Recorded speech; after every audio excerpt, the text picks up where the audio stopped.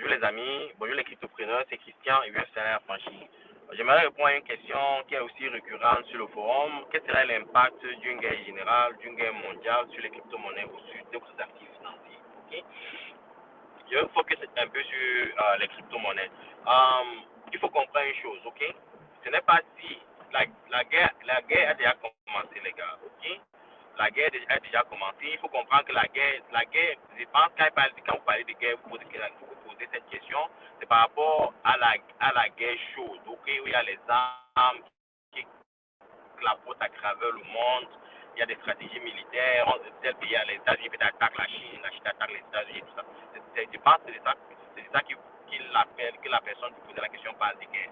Mais la guerre a déjà commencé. La guerre a commencé, ça fait longtemps, ok? Il faut comprendre une chose, c'est qu'il y a maintenant un combat entre la Chine, la Russie et les États-Unis pour avoir l'hégémonie économique du monde, ok? Et comme je vous ai déjà dit, et les données le démontrent, la Chine est la première puissance économique et la Chine est presque la première puissance militaire au monde, ok? Et les États-Unis ne peuvent pas laisser ça se passer, ok? Vous avez vu, avec quand Trump était au pouvoir, Trump a commencé à faire une guerre économique avec la Chine, ok? Et récemment, qu'est-ce que la Chine fait? La Chine est en train de vendre la majorité des bonds, ok? Des bons des trésors américains pour pouvoir limiter sa dépendance vis-à-vis des États-Unis. Après maintenant, la Chine, vous avez entendu parler des BRICS, ils pensent créer une monnaie pour ne plus avoir une dépendance par rapport au dollar. Ça, c'est la guerre économique. Et cette guerre a commencé avec Trump, ok? Et la Chine maintenant réagit par rapport à ça. Maintenant, il y a une guerre chaude de proxy entre l'OTAN et la Russie. Vous avez vu en Ukraine comment ces pays occidentaux alimentent la guerre à travers la fourniture des armes, des stratégies, de l'information, de la communication à l'Ukraine qui s'attaque à la Russie. Okay? Cette guerre-là existe déjà. Et au niveau même interne, aux États-Unis, il y a déjà des groupes, extrémistes parmi les partis politiques. Ok, il y a les trumpistes, il y a les groupes extrémistes au niveau des libéraux, et de plus en plus, il y a de moins en moins de modérés. Et quand il y a de moins en moins de modérés dans un pays, on va en guerre, ok? Et souvent la guerre peut être interne ou même aux États-Unis, là, ok? Maintenant, récemment, il y a maintenant la guerre du Hamas contre Israël, et maintenant Israël qui commence à bombarder partout dans les territoires palestiniens contrôlés par le Hamas sur Gaza. Et récemment, hier, là, ils ont bombardé, bon, on dit, on a bombardé un hôpital, ok? Et il y a presque 200 morts. Okay, ce qui est un crime de guerre, ok? Vous croyez que avec toutes ces activités-là, vous croyez qu'il n'y a pas encore de guerre, les gars? La guerre a commencé. La guerre a déjà commencé. Maintenant, il est fort probable que ça devienne régional. Vous avez suivi ce que l'Iran a dit. L'Iran a dit que si Israël entre dans Gaza, il y aura des conséquences. Ok? Quelles conséquences? Ok? Ça peut se généraliser, ça peut commencer à partir du sud du Liban avec le Hezbollah, et puis il y a une attaque sur l'Iran, et puis ça génère avec l'Arabie Saoudite, et donc ça devient une explosion régionale. C'est une explosion régionale. Il y a les Russes ont les intérêts de ce côté-là, les Chinois ont les intérêts de ce côté-là, ils vont essayer de défendre leurs intérêts, ils vont commencer à fournir des armes, et puis qu'est-ce qui va se passer? Ça va devenir une guerre de proxy, et puis maintenant la Chine va attaquer Taïwan, les États-Unis disent que si la Chine attaque Taïwan, ils vont réagir, ils vont supporter Taïwan militairement avec des soldats. Donc qu'est-ce que ça veut dire? Ça veut dire que la Chine entre en conflit avec les États-Unis. N'oubliez pas une chose, hein? Toutes les conditions actuelles qui créent toute cette guerre-là ne représentent même pas, attends, je vais reprendre, ok? Toutes les conditions qui ont créé la Deuxième Guerre mondiale n'atteignent même pas le 1% de toutes les conditions qui sont réunies aujourd'hui pour créer une guerre. Ok? La Deuxième Guerre mondiale a commencé comme un jeu. Comme un jeu. Je crois que c'était avec l'assassinat comment on l'appelait, d'un chancelier autrichien.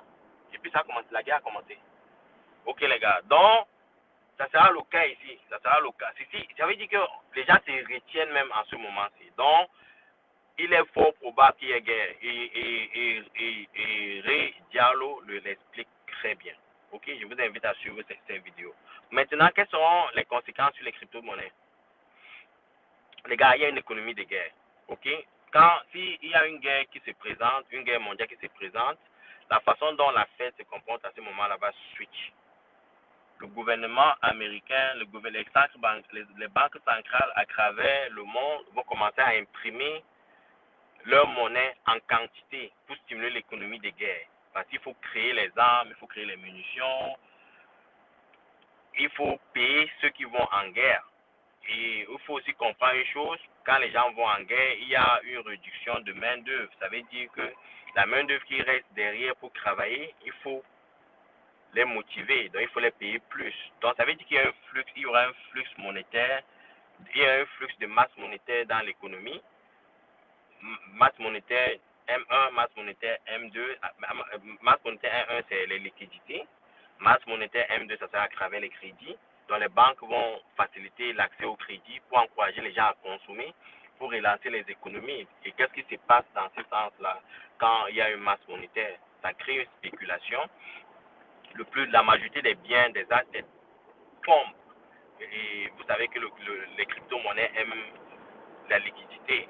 Donc, parce que ce sont des actifs spéculatifs. Donc, ça veut dire qu'on vivra une hausse au niveau des prix des crypto-monnaies. Ça, c'est la première des choses. La deuxième des choses, c'est que pendant la guerre, parce qu'il y a ce flux monétaire-là, les gens aiment des valeurs refuges. Les gens aiment investir sur des choses plus sûres, peut-être comme l'or. Et vous savez que le Bitcoin devient de plus en plus l'or digital. Donc, les gens vont injecter les sous. Les gens pourraient injecter les sous vers ces valeurs refuges qu'est le Bitcoin. Donc, une guerre, en quelque sorte, une guerre générale, en quelque sorte, serait favorable aux crypto-monnaies. Et ensuite, pendant les guerres, il y a les pays deviennent plus protectionnistes. Ça veut dire qu'ils contrôlent leur monnaie à l'interne. Ça veut dire qu'ils deviennent de plus en plus difficile de faire des transactions hors du pays parce qu'ils ont peur que ça serve à financer la guerre à l'extérieur de leur pays. Ça veut dire que d'envoyer de l'argent peut-être à leurs protagonistes, ok? Donc ils préfèrent qu'il y a un contrôle du flux monétaire, ok? Donc l'argent reste plus sur le territoire des États-Unis, par exemple, pour contrôler ce flux monétaire-là, ok? Bon, maintenant, s'il y a ce contrôle du flux monétaire, quelle est la meilleure façon de faire des transactions à l'international sans que les gens ne le sachent? Les cryptos, par exemple, ok? Donc, ce qu'il faut comprendre, une guerre serait favorable pour les crypto-monnaies, mais ne souhaitons pas la guerre, les gars, parce que la prochaine guerre, là, je me demande s'il y aura encore la Terre. La Terre va encore exister, quoi. Donc, il faut être prudent, il ne faut même pas souhaiter ça, ok? Je sais que c'est où le monde va en ce moment, parce que les gens ne parlent que de guerre. Il n'y a aucune voix qui ne focus sur la paix, et ce qui est un peu dommage, parce que il y aura des millions de morts, les gars. Ça va affecter tous les continents, ok? Il ne faut même pas qu'on le souhaite. Mais je voulais juste répondre à cette question-là, ok? Si vous avez des questions, vous savez comment me joindre. Bonne journée.